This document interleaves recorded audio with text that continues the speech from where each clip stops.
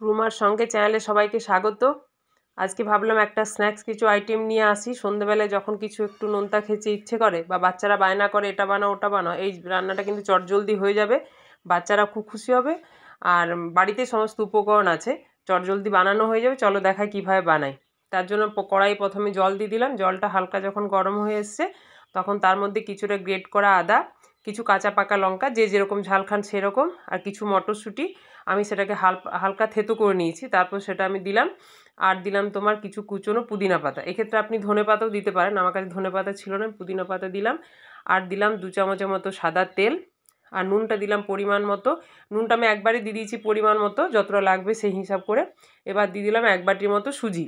তো সুজিটা যখন ভালো করে জলটা সোক করে নেবে, তৈরি হয়ে যাবে, তখন তার মধ্যে 2টো গোটা সেদ্ধ করে রাখা আলুকে আমি গ্রেট করে ওর মধ্যে মিশিয়ে দিলাম। এবার সুজির সাথে আলু সেদ্ধটা ভালো করে মিশিয়ে দেবো। সমস্ত উপকরণগুলো একসাথে সুন্দর করে মিশে একটা ডো তৈরি হবে। এবার যখন এটা আপনারা দেখছেন, দেখতে দেখতে যারা আমার চ্যানেলটি এখনও সাবস্ক্রাইব করেননি তারা প্লিজ সাবস্ক্রাইব করে দেবেন এবং কমেন্টস করে জানাবেন আমার রান্নাগুলো আপনাদের কেমন লাগছে। আরও যদি নতুন কিছু জানতে চান সেটা অবশ্যই কমেন্টস করে জানাবেন।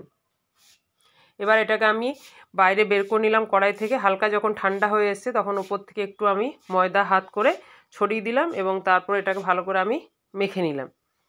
ভালো করে মেখে হালকা যখন পুরো ঠান্ডা নয়, একটা হালকা ঠান্ডা হয়েছে সেই মুহূর্তে এটা ভালো করে আমি মেখে নেব। মেখে নেওয়ার পরে এবার লম্বা লম্বা করে এটাকে আমি এরকম লম্বা লম্বা করে বানিয়ে নেব। এইভাবে লম্বা করে নেব। এটা কিন্তু বাড়িতে সমস্ত থাকা উপকরণ দিয়ে তৈরি হয়ে যাবে। এত ভালো খেতে হবে যে সন্ধ্যেবেলার জন্য এটা খুবই মুখরোচক একটা খাবার, সবারই ভালো লাগবে। এবার এটাকে ছুরির সাহায্যে ছোটো ছোটো করে এক একটা টুকরো আমি বানিয়ে নেব। এইভাবে করে নেব।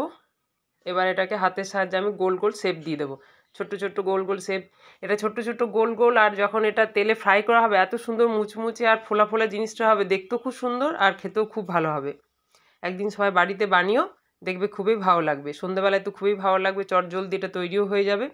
এবার এই ভাজাটা কিন্তু সবসময় সর্ষের তেলে করবো, তাহলে বেশি টেস্ট হবে।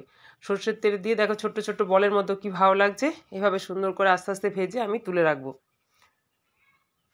আমার রান্নাটিকে এতক্ষণ ধৈর্য ধরে দেখার জন্য সবাইকে ধন্যবাদ জানাই এবং যারা সাবস্ক্রাইব করেনি তাদেরকে বলছি আবার আমার চ্যানেলটিকে সাবস্ক্রাইব করে দিও এবং কমেন্টস করে জানিও যে আমি যে রান্নাগুলো দিচ্ছি কেমন হচ্ছে।